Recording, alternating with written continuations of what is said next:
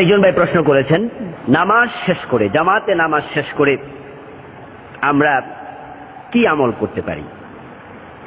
চমৎকার।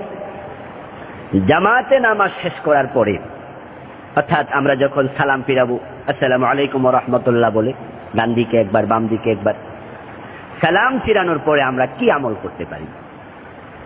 রাসূল সাল্লাল্লাহু আলাইহি ওয়াসাল্লাম যা শিখিয়েছেন সেটাই তো করবো আমরা। এখন আল্লাহর হাবিবের শিখানো সে আমলটা কি, সেটাই হচ্ছে প্রশ্ন। চমৎকার। হাদিসে পাওয়া যায় রাসূল সাল্লাল্লাহু আলাইহি ওয়াসাল্লাম যখন নামাজে সালাম ফিরাতেন তখন তিনি তিনবার বলতেন আস্তাগফিরুল্লাহ, আস্তাগফিরুল্লাহ, আস্তাগফিরুল্লাহ। নামাজের সালাম ফিরিয়ে কখনো কখনো তিনি বলতেন আল্লাহু আকবার।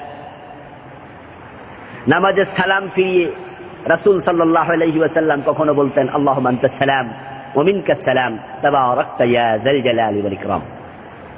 এছাড়াও রাসূল সাল্লাল্লাহু আলাইহি ওয়াসাল্লাম নামাজের সালাম ফেরানোর পরে তিনি বিভিন্ন দোয়া করতেন, এটা হাদিসে পাওয়া যায়।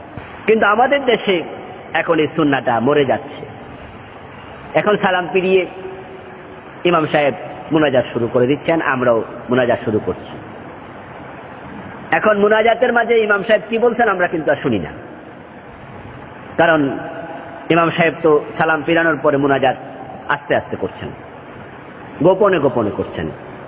কারণ তিনি যদি আবার জোরে মুনাজাত করেন তাহলে পিছনে যারা মাসবুক আছে, এক রাকাত দুই রাকাত ছুটে গেছে, তাদের কেরাতের মাঝে ডিস্টার্ব হবে। ইমাম সাহেবের মুনাজাতের আওয়াজের কারণে মুসল্লিদের কেরাত তারা ভুলতে উপক্রম হবে। এই জন্য অধিকাংশ মসজিদে দেখা যায় সালাম ফিরানোর পরে ইমাম সাহেব মুনাজাত করছেন আস্তে আস্তে। তা আমরাও আস্তে আস্তে হাত তুলে বসে আছি। ইমাম সাহেব হাত মুছলেন, আমিন বলে আমরা হাত মুছলাম। এখন ইমাম সাহেব কি দোয়া করছেন আমরা শুনে আমিন বলি না, না শুনে আমিন বলে দিলাম। আচ্ছা ঠিক আছে, ভালো।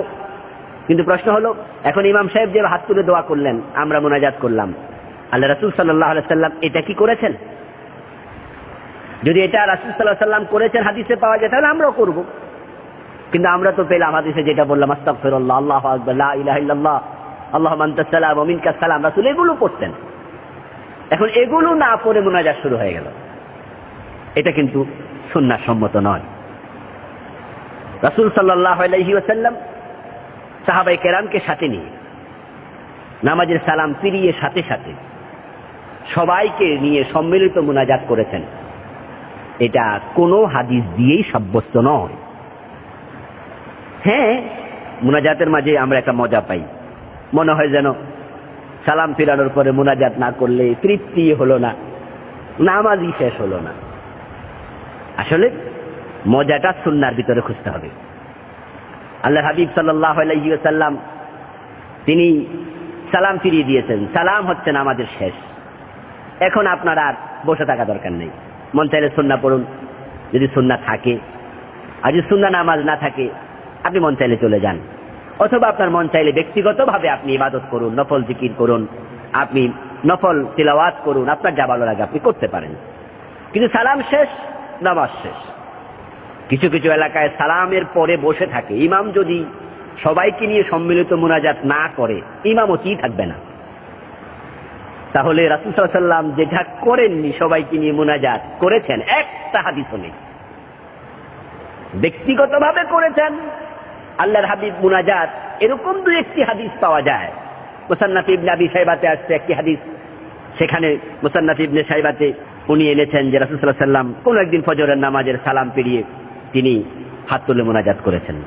যদিও মুহাদ্দিসিনে কেরাম বলেন যে না, সেখানে রাসূল সাল্লাল্লাহু আলাইহি ওয়াসাল্লাম সালাম ফিরিয়ে ফালাম্মা সাল্লা রাসূলুল্লাহ সাল্লাল্লাহু আলাইহি ওয়াসাল্লাম ফাজরা ইনহারাফা, আল্লাহর হাবিব যখন ফজরের নামাজ পড়লেন, নামাজ শেষ করলেন, তখন তিনি ফিরে বসলেন, এটা হাদিসে পাওয়া যায়। আর রাফা ইয়াদাইহি ওয়া দাআ, যে তিনি দুই হাত তুলে দোয়া করেছেন, এই অংশটুকু এটা হাদিসে নতুন করে সংযোজন করা হয়েছে। অধিকাংশ মুহাদ্দিস বলছেন এই অংশটুকু হাদিসে ছিল না, এটা নতুন করে কেউ পরবর্তীতে সংযোজন করেছে।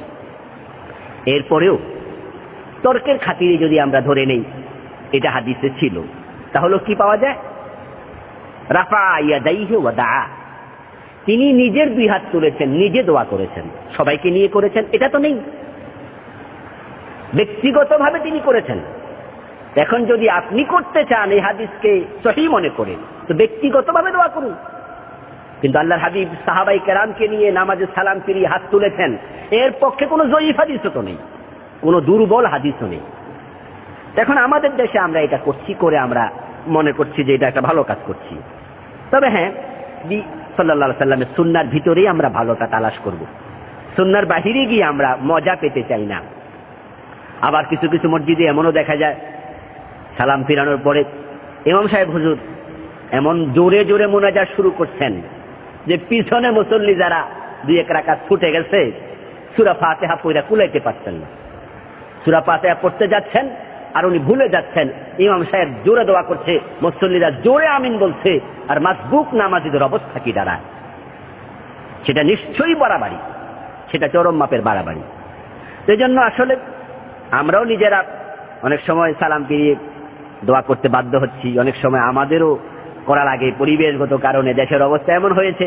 আলহামদুলিল্লাহ আমরা এটা ছাড়তে চেষ্টা করছি, আমরা মুসল্লিদেরকে বুঝাচ্ছি, অনুভব করার সুযোগ দিচ্ছি, তারা যেন বুঝতে পারে কাজটা সুন্নাহ না, সুন্নাহ না। আস্তে আস্তে বুঝ আসুক, কারণ আবার এটা নিয়ে যদি সমাজে বিতর্ক ছড়িয়ে যায়, এটা নিয়ে আবার ফিতনা ফাসাদ সৃষ্টি হয়, ঝগড়া মারামারি কিলাকিলি শুরু হয়ে যায়, মসজিদে গ্রুপিং শুরু হয়ে যায়, একদল মুনাজাত করবেই আর একদল করবে না, এরকম গ্রুপিং যেন না হয়, ফিতনা যেন আবার না ছড়ায়, ঝগড়া যেন না শুরু হয়ে যায়। এই জন্য আমরা বুঝাচ্ছি, আপনারা বুঝতে থাকুন যে রাসূল সাল্লাল্লাহু আলাইহি সাল্লাম নামাজ শেষ করে তিনি পড়তেন আস্তাগফিরুল্লাহ, আল্লাহু আকবার, লা ইলাহা ইল্লাল্লাহ, তিনি পড়তেন আল্লাহুম্মা আনতাস সালাম। তো এখন নতুন যখন মুনাজাতের সিস্টেম শুরু হয়ে গেল, ওই মূল সুন্নাহগুলো উঠে গেল। এই জন্য এখন মুসল্লিরা আস্তাগফিরুল্লাহ পড়ে না, আল্লাহু আকবার বলে না, আল্লাহুম্মা আনতাস সালাম অনেকে মুখস্থই পারে না, অথচ এটাই ছিল সুন্নাহ। তাই আসুন আমরা সুন্নাহর দিকে ফিরে আসি। আল্লাহ তাআলা তৌফিক দান করুক, আমিন।